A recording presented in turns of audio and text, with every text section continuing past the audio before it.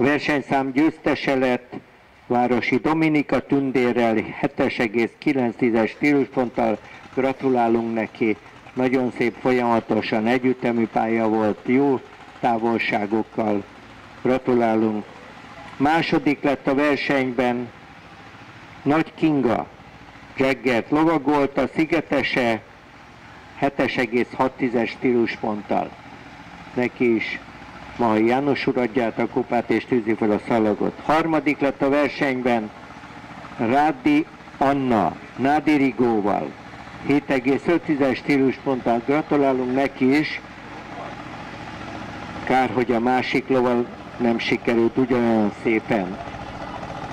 Negyedik lett a versenyszámban Nagy Zita Amidalával 7,3-es stílusponttal. Gratulálunk. Ötödik lett Rensbach Kincső Lars Nilssonnal 7,2-es stílusponttal, és Récsei Liza lett Larnakával a hatodik 6,9-es stílusponttal. Neki is gratulálunk, remélhetőleg legközelebb ő is 7 fölé kerül, ha bár így is 7 fölött volt, csak egy verőhibája volt, bocsánat.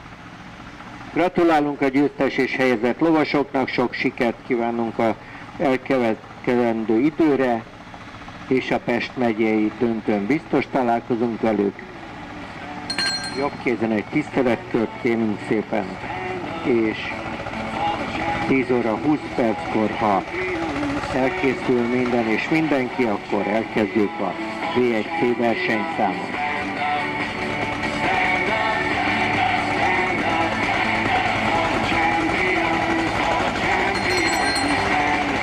Még egyszer gratulálunk a fiataloknak.